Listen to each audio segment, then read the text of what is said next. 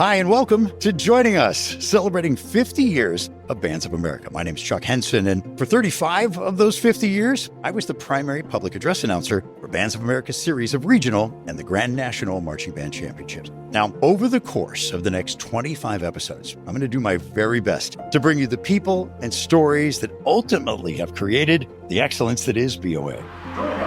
I just was fascinated by this man's marketing ability and the idea that he was putting together a national organization. Well, one was having hamburgers directly across the table from Dr. Ravelli. So I'm literally watching him eat a hamburger thinking, that's William D. Ravelli having a hamburger in front of me. Back when Marching Bands of America began in 1975, I and my high school marching band were one of the first to participate. 10 years after the experience, I'm still hearing from kids who thought that was one of the coolest things they ever got to do. I mean, when you went joining us, those kids went nuts right then. You could have read out of a phone book from that point on. You had them. They're just going to blow the roof off the place. Like, I get chills thinking about it. The rifles would spin rifles, then they would catch them and they would fall on the ground at the end of the tune. Like a death drop. Yeah. What's in your blood? If you cut my arm, I'll bleed Bands of America Music for All. What Marching Bands of America started was innovative, so new, so exciting. 50 years, a half century? Are you kidding me? Happy 50th anniversary to Bands of America. So get your program, find a great seat here in our virtual stadium, and get ready to learn everything you ever wanted to know about Bands of America. Joining us from Bellbrook, Ohio.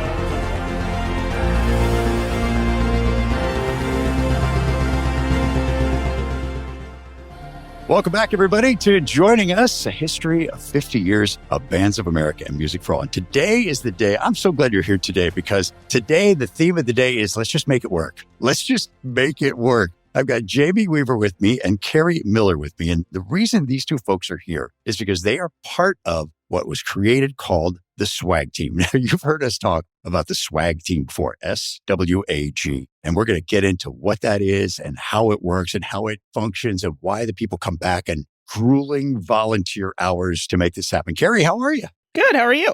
I am good. I'm so excited to talk to you guys today. Jamie, you doing all right? I'm great, Colonel Chuck. Good. Good to see you, man. We will explain why you said that in a little bit. Absolutely. Carrie, tell me about you, what you do for a living, and your current association with Music for All. Currently, for a living, I teach pre-kindergarten. So I teach 4 and 5-year-olds in Zionsville, Indiana. And as far as with Music for All, I retired from my SWAG team leadership role a few years ago. And now I serve kind of in an advisory role with the current people that are on the SWAG team leadership. And I help them with trainings during their training weekend and then anything that they need that pops up during the week. Does retired mean that you just don't do camp anymore? Because you still sound pretty attached to me. I don't do camp for the full amount of time. Got it. How do we put that way? Semi-retired? I don't know. I don't stay there for the 11 days on campus. Good for you. Jamie, what about your current situation? My current situation is I taught and then retired in June of 23 and pretty much retired from everything. Retired from teaching, retired from summer, retired from fall. Like I didn't do... Really? Came to Grand Nationals for like a day. So I haven't been back for a little while. I have been a recovering band director for that time, right?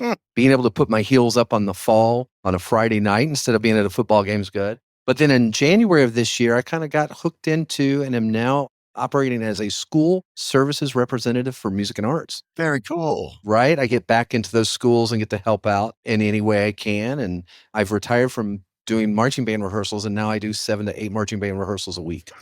Only you're not teaching them how to march. You're just being there to be supportive, yeah. I will also say that Jamie Weaver's a proud son of the Commonwealth like myself. Go Cats. Listen, you guys predate me when it comes to being part of the Bands of America organization. Carrie, when did you attach yourself to then MBA? 1993 was the first year I was on the team, and I did not have any interaction with the organization prior to being on the SWAG team. Really? How did that come? Who found you? How did you learn that it even existed? Well, did you just grow up at University of Wisconsin Whitewater? And No. My first year at camp was at Illinois State when I was on the really? team. The camp had moved. See, that's so funny because in my mind, you predate me on the team entirely. And it doesn't look that way. Like you came in after that. Because I mean, my first year announcing was 84, 85. Yeah, I came in 1993, and I think it was the second year that it was at Illinois State then. Okay. Tim Lotzenizer is how I became part of the team. So he suggested, he's like, you need to do this. And I was like, I don't know that I want to go. I have no idea what I'm doing. And he said, no, just go and you'll have fun. And I did. How did you meet Tim?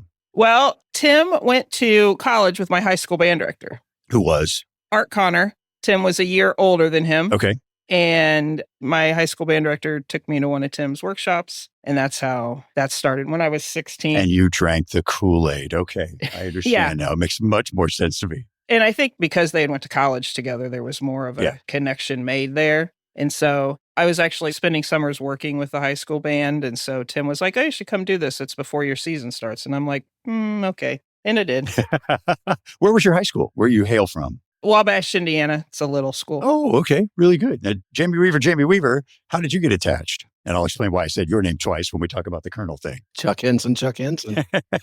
I started working with George Parks in 1991. Right. And at that time, the first camp I did was the camp at the University of Kentucky. George Parks Academy Camp, right? Yeah, this was just with George, and it's because I was drum major Kentucky, and so we were working that camp. And as a staff, and I'll say this, and you'll recognize this, we went out to eat the night before the last day of camp at Joe Bologna's, at Joe B's, right? In Lexington, yeah, sure. In Lexington. And we sat upstairs, and George looked at me and literally over dinner said, what are you doing next week? And he literally meant that. This was a Friday night for dinner. And he said, what are you doing next week? And I go, nothing really. He goes, do you want to come to Whitewater? And I went, okay. When do you need me there? And what is Whitewater? I'm assuming would be in my brain. Where is that? Yeah. Yeah, Whitewater, Wisconsin. And that's where camp was. That was the final year it was in Whitewater, was in 91. Was it really? Okay. It was. And I said to him, I said, nothing. I said, when do you need me there? And I mind you again, this is dinner and Friday night. He goes, I don't know, Sunday? So I spent all day Saturday trying to rearrange life. When I said I had nothing going on, I lied. I had work because I had a regular job. Yeah. I was taking a summer class. At UK? Which was easy. Like it was at UK, which was a 4-week class. And I said, well, sorry, I'm going to miss class, which I just missed the first week of class because of camp at Kentucky. So now you're going to miss half of it. Yeah. Well, then at the end of Whitewater, he said, what are you doing next week? And we went to Ohio. So I missed 3 out of 4 weeks of my summer class. So flunk. Oh my God. Yeah, right. And considering where you are today, good for you, Jamie. That's awesome that you're able to put your career back on track. It's a miracle, right? Well, let's talk a little bit about George Parks too, because George became such an integral part of the summer camp as well. Now, the George Parks Drum Major Academy ran separate from the Marching Bands of America summer camp, not even called the Summer Symposium then. Do you know how those two came together? I do. George, when he was very young, and I mean, had just graduated high school in a little school in Delaware, in Christiana High School, Delaware, he went to Westchester University, and James Wells had started a camp out there. He needed somebody to offer an elective for drum majors, and he asked George if he would do that. So like George was, I don't want to say was well known at that age, but he could spin a mace, and Doc Wells was like, hey, do you mind working with the drum majors? So that camp actually got started in Westchester, and I believe it was 72, maybe in 1972, wow. Right? Wow. And at some point, Larry McCormick had come out to work at that camp or do something at that camp, saw that as a model and said, this is beautiful, let's do something similar. And that's kind of how it all got started. Wow. And then eventually, we all know the George Parks Academy as part of the Summer Symposium became one of the larger sections of the camp. Hundreds of drum majors would end up in there. And to watch them do their final drill down every week at the end of camp, everybody did a performance. The color guard did a little performance. Right. The horn line did a little performance I remember it was all out on the football field there at University of Wisconsin Whitewater, but everybody waited for the drum majors. Right. We would always finish pretty much every day in every camp with a march off. And it was literally responding to commands. Like, it wasn't drill like you would think marching drill. It was commands, left flank march. And, there are certain things you can do, certain things you can't do. When you did something you weren't supposed to be able to do, you were out. Right. There are rules within the rules, right? There were rules within the rules. And we would get from 680 drum majors down to one person who was able to follow every command without fault. And that's how we would finish, again, every evening, every camp that we went to. And then, Jamie, what would the rest of the drum majors do when that one drum major was asked to salute at the end?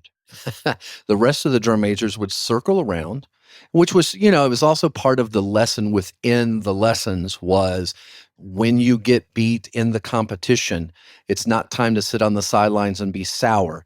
It's time to circle the winner and cheer for them. And so the very last thing was always the winner of the march off would do a salute and all the other 600 plus drum majors would go crazy cheering for the person who won. Dude, I just got goosebumps up both arms. I did, thinking of those moments because it was so tense. It became so tense. And he would stop in the middle. Let's say the 600 got down to 100 and he would stop them and everyone would applaud. Do you remember that? And then he would start them out. He would close ranks and then they would start again. And every time they would close ranks and start again. And I just thought, oh my God, I'd be coming out of my skin right now if that were me. Just the amount of tension that was created in that event was incredible. Incredible. Oh, absolutely. So you joined the swag team out of the Drum Major Academy then? How does that cross over? Because you were part of the instructional staff, right? Yeah. Carrie's laughing too because it was 2001 and she had reached out and they just quote unquote asked me to come do like a guest moment. Like, can you come do like an hour with the team, like in the team building training aspect and stuff? And I said, absolutely, I'll be there. Let's do that thing. What they did not tell me, and by they, I mean Carrie and Kathy McIntosh and Karen Beckstrand. Love those people. It was basically an on-the-spot interview. Like they were watching me and go, well, could we have this guy like work with the team on a regular basis? I don't know. What do you think? So I thought I was just doing an hour. That hour turned into 23 years of my life. So, well, Carrie, what were you guys looking for? I mean, were you looking for just add more leadership to the team? Well, in 2001, we had lost LJ Hancock. Mm-hmm. Right. And LJ had become a big part of managing and running the swag team during camp. And so we were looking to fill that spot, basically. Got it. Were you at that point in charge of the swag team? Well, there was a group of us. Lisa Preston really had been the one that had been in charge. And then she created this leadership team.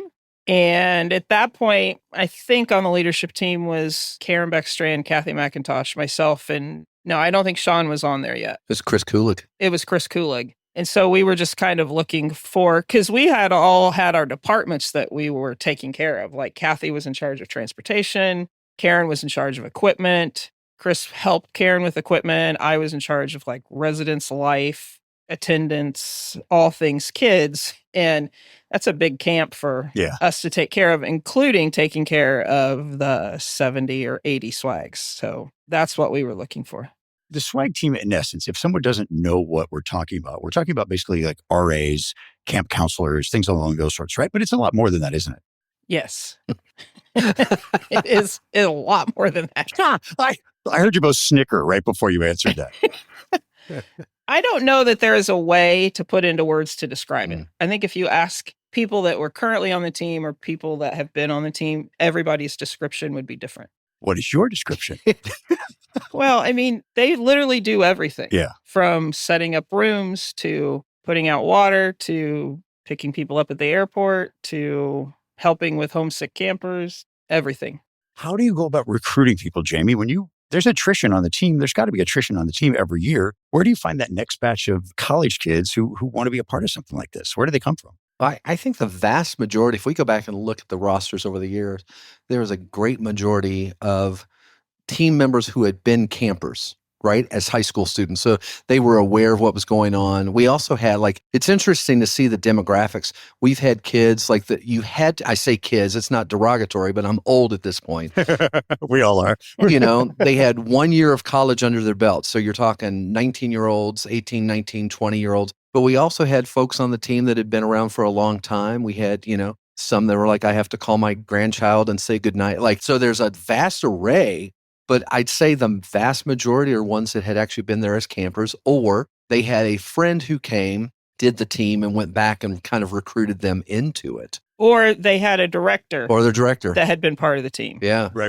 Either their college or their high school band director. But these weren't all music ed people. I mean, you said Chris Kulig right off the top, and he became a priest. Anymore, most of them are not music ed majors. Really? Right. Because we've talked with so many people that were instructional staff at camp, and they said, I wanted to be there because I needed to be where all those amazing minds were so that I could rub up against them and learn, what Gary Green and what all these people were doing in the world.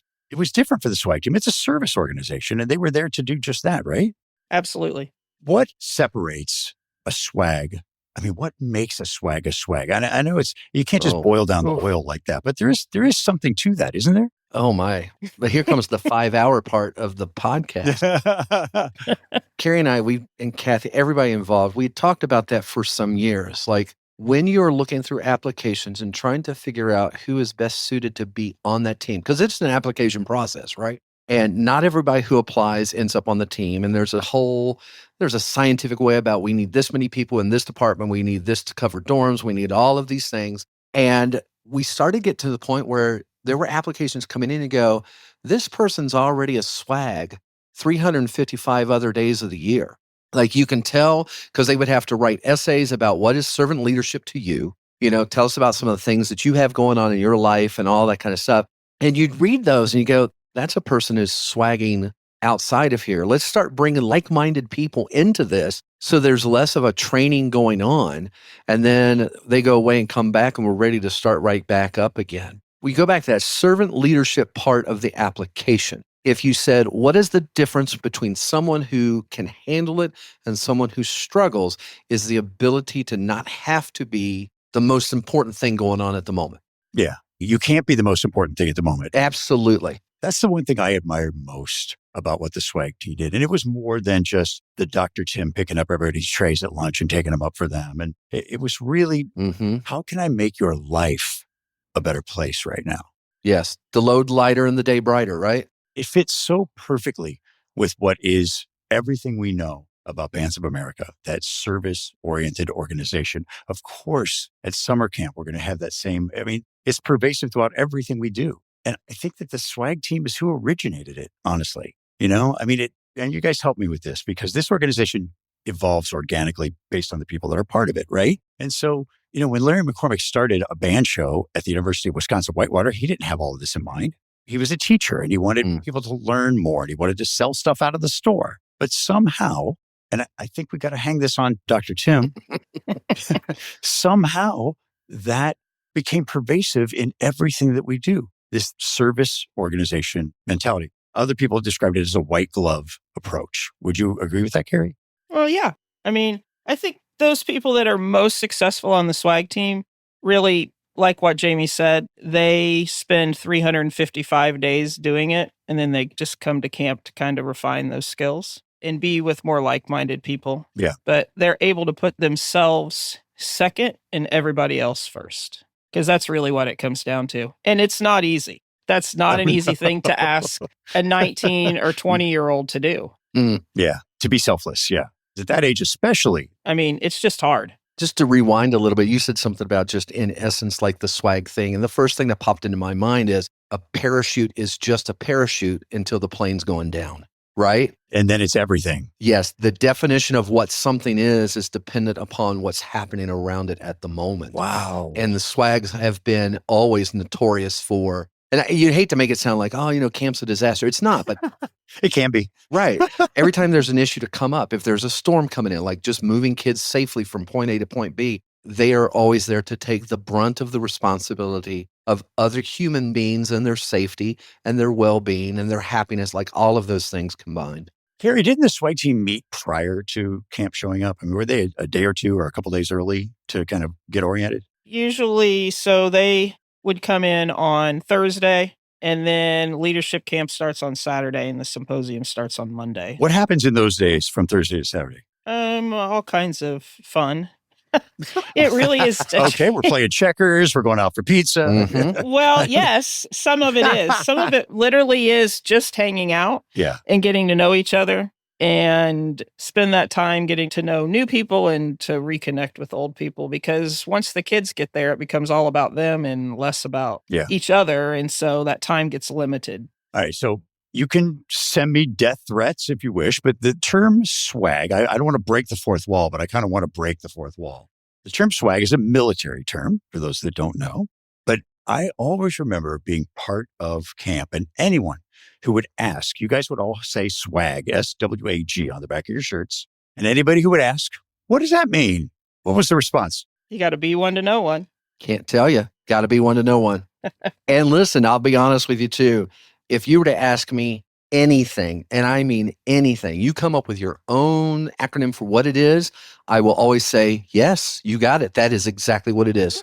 Well, and here's probably one of the coolest stories about what it means is Kathy McIntosh, who was around forever, took a year off from the team to get married. And on their honeymoon, Bill asked her what it meant, and she wouldn't tell him. Oh, you got to be kidding me. Nope. She wouldn't.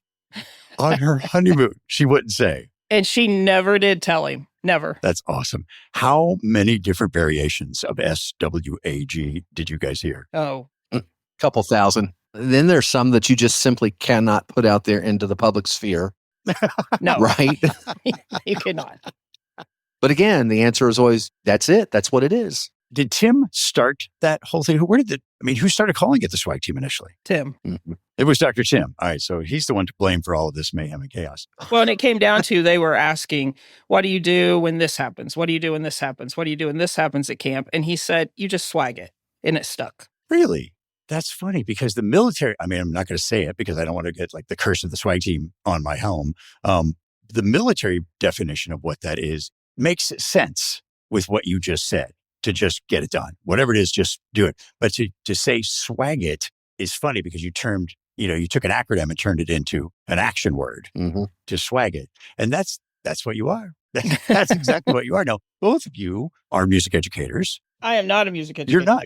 You're a teacher though, right? Right. I am an early childhood educator. I mean, I taught marching band and color guard for a long time. I remember you as a guard swag. When I was on the guard staff, I remember you as a guard swag. But Jamie, you're now Dr. Weaver though, right? No. You're not you're not the same Dr. Weaver that just hired as CEO? I mean, yes. It's nice to be the new CEO. Like the amount of messages that I got after that, like, congratulations. I'm like, for what? You almost got one from me. Right? When I had to tell everybody, I go, no, I said, you got the wrong James Weaver. They hired the smart James Weaver. Like, as opposed to us boys from Kentucky. We're a different breed of that. Jamie, where'd you go to high school? I went to high school in Madison Central in Richmond, Kentucky. Oh my God. Yeah. They had some great band programs out there. Really great. They still do. And the current band director is a guy by the name of David Jaggy, who was on the swag team. Really? Yep. Yeah. You guys, how many people do you think since the swag team started have that moniker behind their name? It's got to be in the thousands, right? Oh. Go for it, Carrie. Oof. It's probably, let's see. You see her doing math in her head. Well, I'm just trying to think. It's probably between 5,000 and 7,000. Really? Has there ever been any thought, I'm just putting it out here into the world, of a swag team reunion?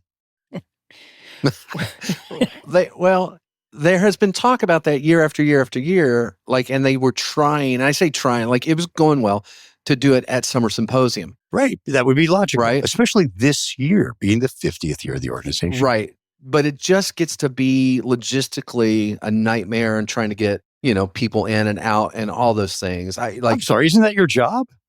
Swagging? No. Is it swagging Yes, it? What right. you're supposed to be doing? No, it's tough. Yeah. It's tough for those that will currently be on that team in 2026, especially if they have a lot of friends that are in that alumni group, because it's really hard for them to split their focus while they're at camp. Well, that became the struggle. Then I say we make them all work.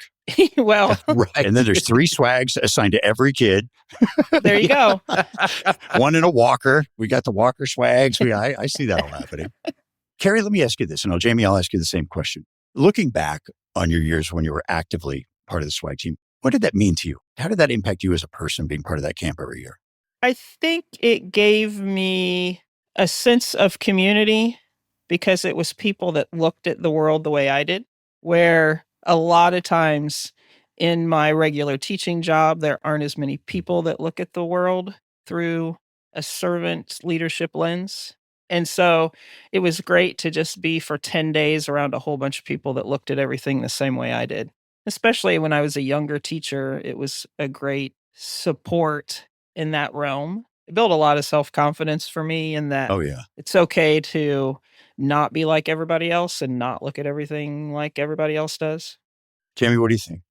I think being involved in the organization in general, we used to joke, even as a drum major staff, right? Like, because we do these all over the country. We always talk. And the summer itself, from top to bottom, June to August, when we would finish, we used to ask ourselves this question: do we come here to be who we truly are or to escape who we truly are? Wow.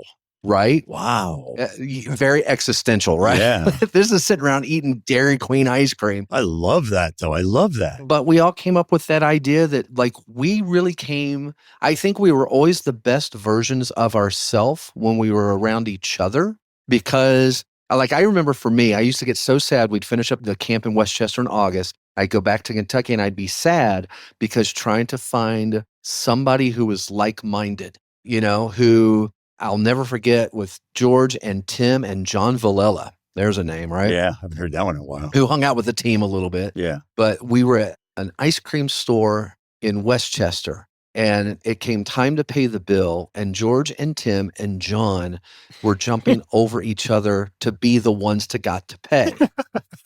They weren't fighting like, it's your turn. No, it's like, I'm getting this, Yeah. to the point where even a few years ago at one of the fall regionals, we stopped, Tim and Amber and I stopped at Whataburger, and I paid for Whataburger, and Tim still doesn't let me live that down.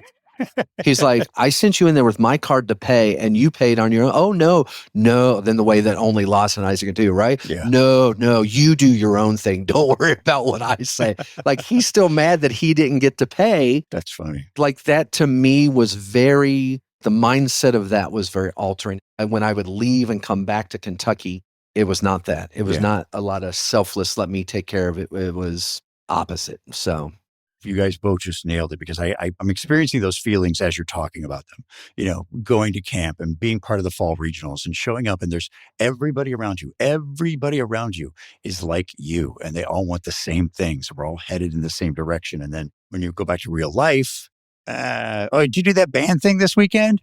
Yeah. Mm-hmm. Yeah, I did. I did the band thing this weekend, and it was the best thing I've ever done. And you could only wish you had the family that I have when I'm at those events. And that's what we are. That's what it comes down to. It comes down to family. I've known you guys for decades. and yet we can all pick up a conversation as if we haven't been apart at all. But that's the shared experience we all get.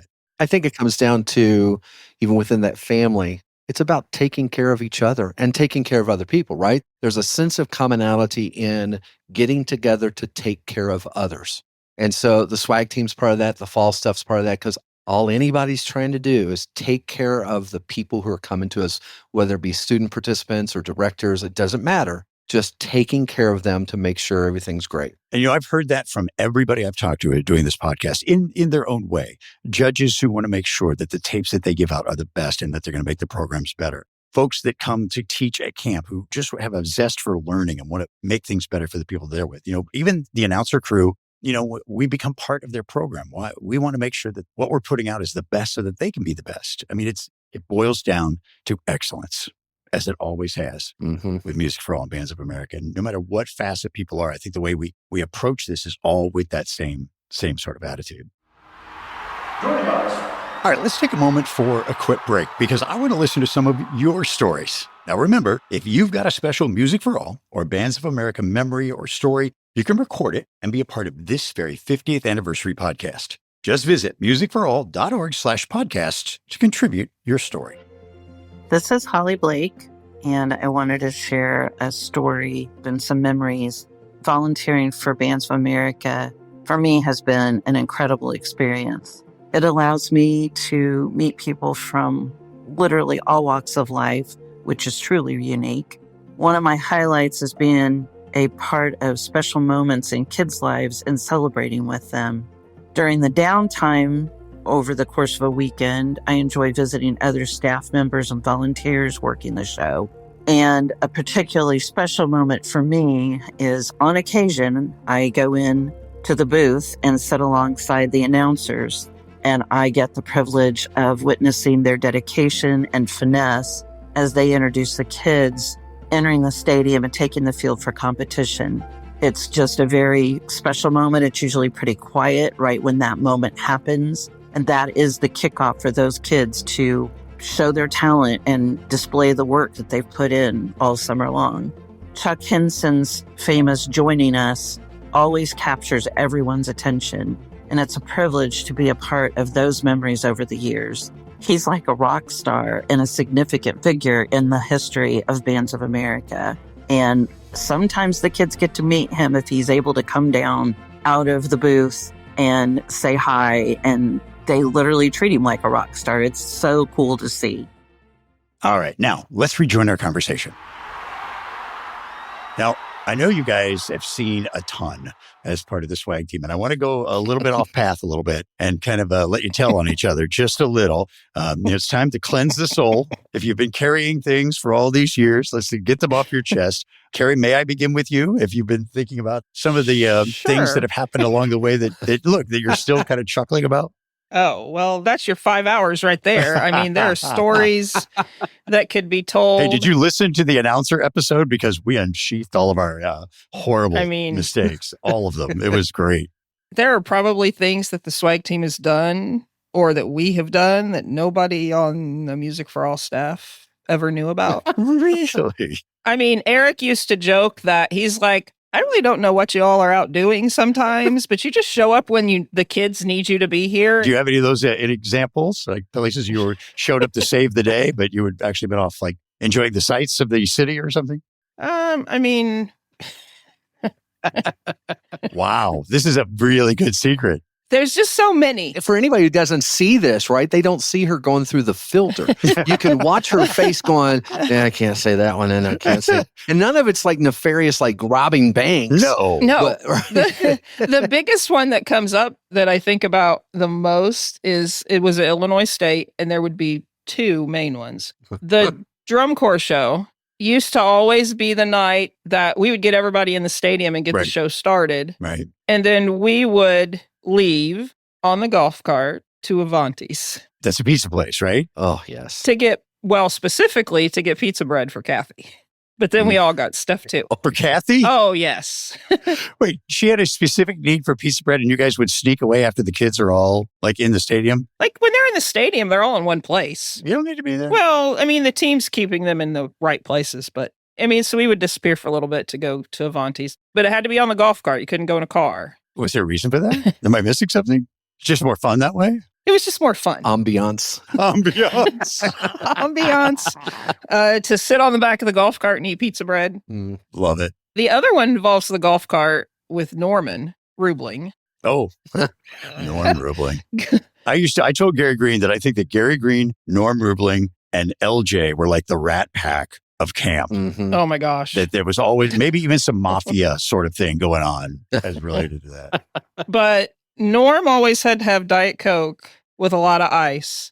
And at Illinois State, there was the McDonald's right behind the dorms at the edge of campus. And so at night, we would get on the golf cart with Norm and go through the drive-thru at McDonald's to get his Diet Coke with a lot of ice. I love that. But that became part of the thing that you guys that are like, oh, it's whatever time it is. Somebody go pick up Norm. We got to go to the McDonald's. Yeah. Well, we usually would find him after the director's receptions and he would call and be like, okay, I need to go. And I'm You're like, dude, go get your own dang Diet Coke. Why didn't someone say that to him? No. But that McDonald's was open 24 hours. You remember that? It did not matter what time of night it was. We could go. There are very few like that. In the drive-thru on the golf cart. I'm picturing now this line of cars and you guys in a golf cart, like just being absolutely yourselves. Yeah. Mm-hmm. I mean, there are other things that stick out that we've done to save the day, but those are two of the fun. Save the day. Then there's nothing. That's nothing. I was really looking forward to robbing banks and, things like that. I'm kidding, of course. You mean like that big giant flashlight we had that was like 5 million candle watt? And we would drive through the quad waiting for kids to be sneaking out. And, I mean, you turn that flashlight on and it would burn leaves from 100 yards. Like you guys are not like the police scanning for like escaping children. Right. Oh, and Sean loved that. He was into it. But you like could incinerate a kid if you actually hit him with that light. So do you guys think, does the swag team continue on into the future for the next 50 years? I think it continues on as long as the organization supports it. What do you mean? There's no chance of it not supporting it, right? No, not that I know of. Yeah. As long as the organization is there and there is a need to have the team at the summer symposium, I think they continue on. How big was the team this year? Were you guys part of it this year? I did training. I went in a more of like an advisory role for the weekend. Yeah. And I think they had 35, 36. And how many campers? I mean, we used to have 64 kids in charge of 1,500. Yeah. It was a big camp. It was a really big camp at that point. So how does someone become a swag? Let's say someone's listening to this and they're like, I want to do that. How do they begin that process? November 1st, the applications open online. They fill them out. If they're new, they have to have letters of recommendation and there's steps that they have to do. And then they close March 1st and then they're selected and notified. And then I can't remember what the first day is that they have to be there in June. Yeah. And that application's on the Bands of America website. So it's easy enough to find if you just go to summer camp. I'm sure the swag application's going to be right there. Okay, cool. Carrie, how many years have you been attached? 1993. Since 93. What has being directly associated with the swag team meant to you? I don't know that it's something that I could really put into words, to be honest, but I think the biggest thing is the friendships that I made that I wouldn't have made. The fact that I was not a music educator, but made great friendships with lots of great music educators along the way. And even though I'm not a music educator, I use a lot of those same things that I learned from being in band or around music educators in my classroom now. But I think the biggest thing that I take away from it is just the friendships, the length of those friendships, and what those friendships mean. People you can count on, people that you know are always going to be there for you. Absolutely. Because they're swags. I love that. It's funny you mentioned that you can count on because that became the mantra of one of those camps, right? Yep. That Bruno Mars song. Oh, and it still is. They still carry it on Are they today. still doing it? Yep. Oh, God bless them. Yeah, we came to one summer and like that was the thing. Accountability was one of our things and how you can count on each other. For me, it's the same thing. It's relationships and friendships. But I think the vast majority of any relationship that I have of value is either directly or indirectly related to being involved in this. Whether it's Bands of America, Music for All, Drum Major Academy, it doesn't matter. The level of connection, someone who knows someone who knows someone. Even recently, like I just moved to Colorado a year and a half ago, right? After retiring.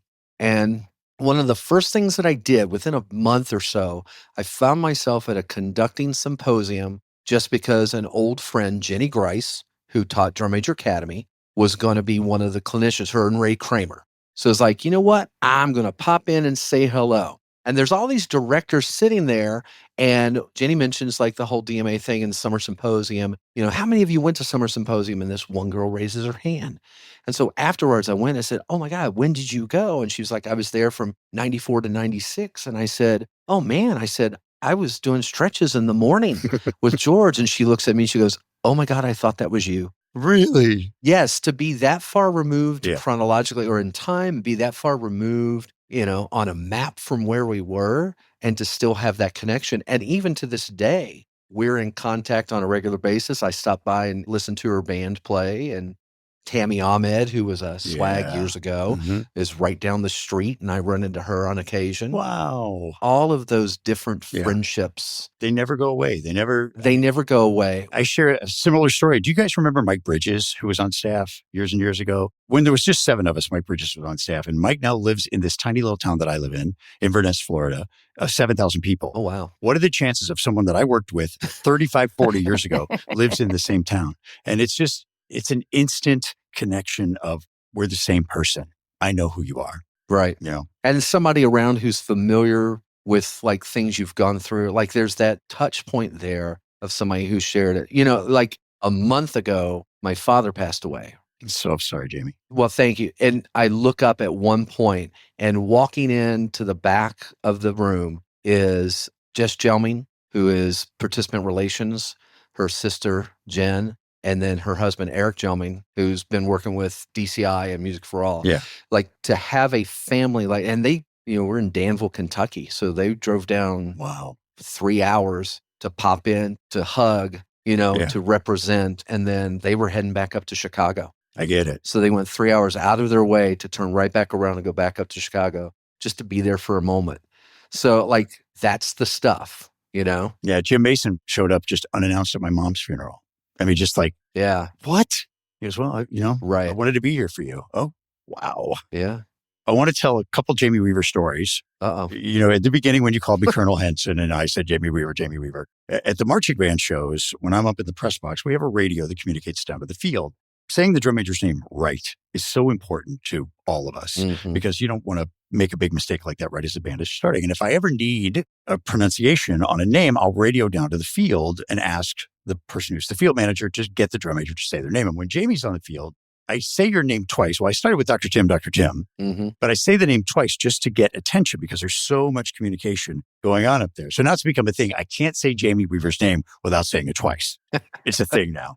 But when I was working for the POA office, my office was right next to Eric Martin's, and Eric was CEO at the time. And I had to go into Eric and talk to him about something. And I look up on his walls, and Eric has his JD. He's an attorney. I mean, he's an incredible human being, incredibly smart as well. And I look up, and there on his wall is a certificate naming him a Kentucky colonel. Now, Eric isn't from Kentucky. He's from Michigan. And I'm like, how the heck did you do that? And I forget he judged the Pegasus Parade. That's what it was. He judged the Pegasus Parade. And as a gift, the Kentucky Derby folks gave the judges that thing. And I don't know how it got into the world that I was like, well, you're not even from Kentucky. How could this happen? Probably about 2-3 weeks later, this tube shows up in the mail for me. And I open it, and it's a Kentucky colonel designation for me that I've been designated a Kentucky colonel. In it is a little note that says, please remember, you have friends who should always use their powers for good. Jamie Weaver.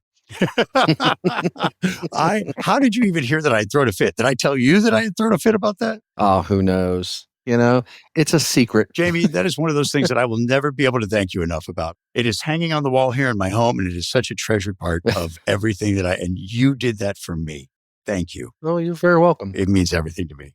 All right, guys, let's talk about the future. All right, let's go into the future of Music for All. We got 50 years under our belt. If you had a magic crystal ball and you could look into it and see what the future of the organization is, not just the swag team, but where are we going for the next 50 years, or where would you like to see the organization go? Jamie, do you want to start on that one? Yeah, that's one of those hard ones because there's so many different directions that can go. Well, you've been actively involved in music education your entire career. So you've kind of got your finger on the pulse of what's happening. Where do you see things headed? Oh, goodness. Here's the thing that I have learned.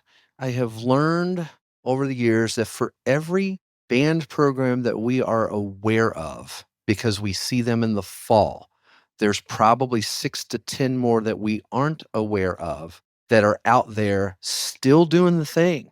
Like, I'm here in the Denver area.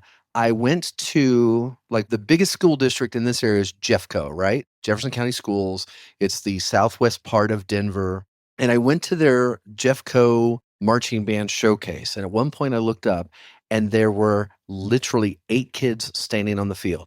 There were a flute player, 2 clarinet players, 2 trumpet players, a mellophone player, and then 2 percussionists.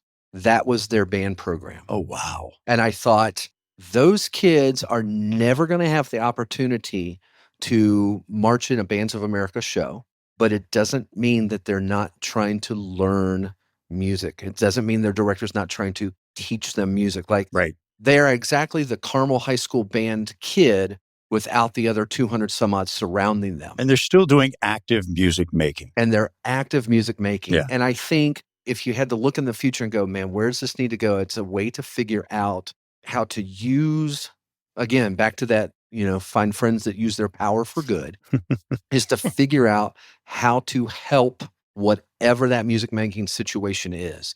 To be able to say, hey, I know that they're not going to be coming to Grand Nationals. What is it that we can provide, even if it's an online resource? Exactly. Where a director can pop in and go, hey, you wanted to learn something more about fill in the blank. Here is the master of that. Or if we're able to get composers.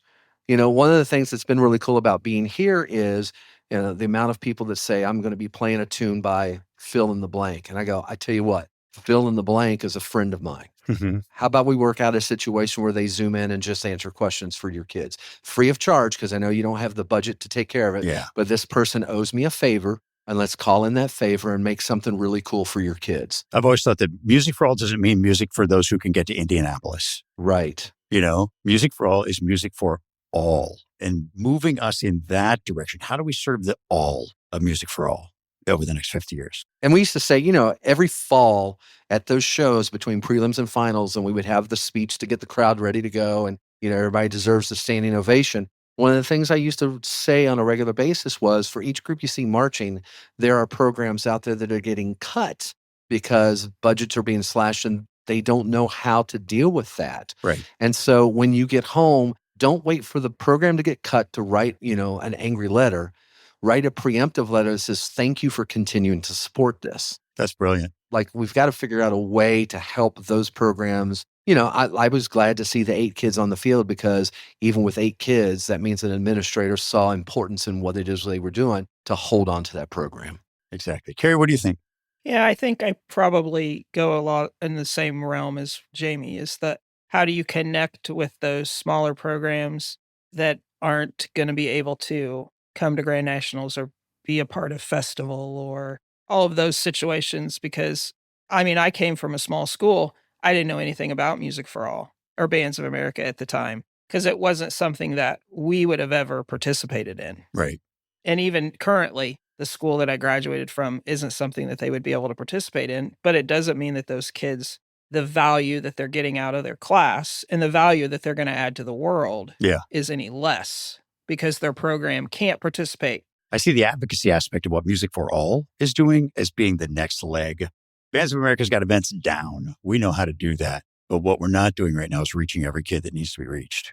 Well, and I think it's more than just, and probably because I work with the younger little kids, I think it's more than just the high school and middle school age. It's how do you venture into that elementary area where some of that stuff really starts to take hold. I have former kids and their parents will be like, I think it's because of what you did with them at age 4 and 5 that are now, like, I currently have 2 former kids that are marching in the drumline at Purdue. Really? They're brothers. You must be pretty proud of them. That's awesome.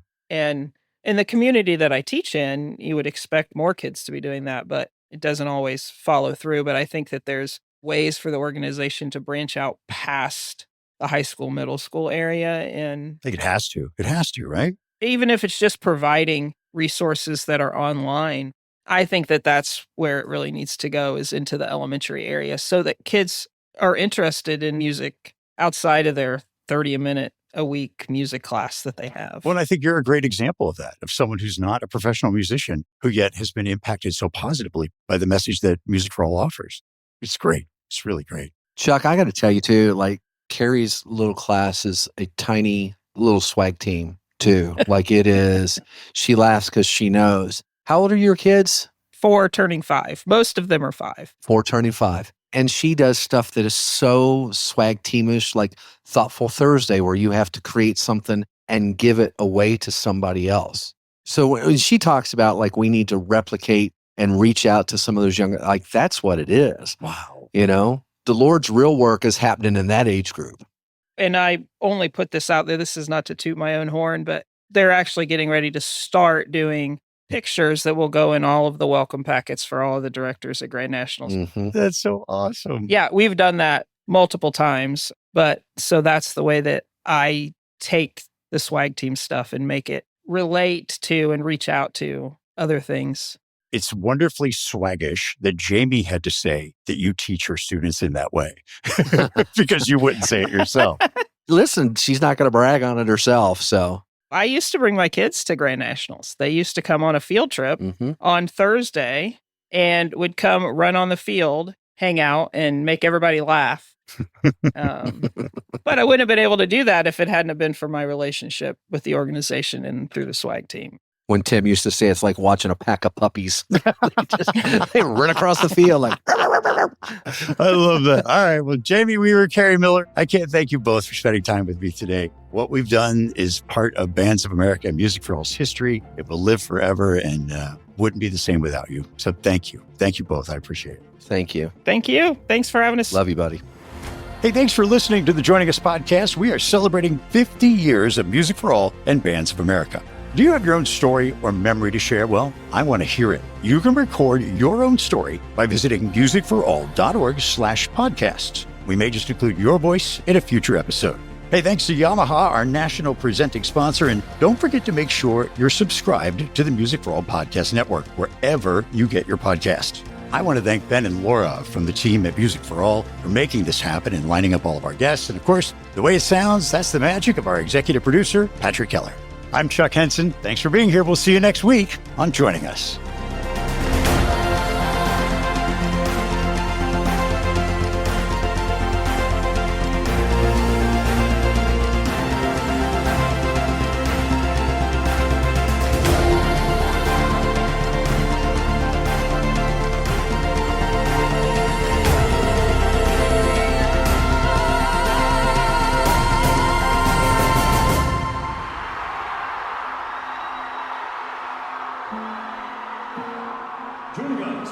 Joining us from Avon, Indiana.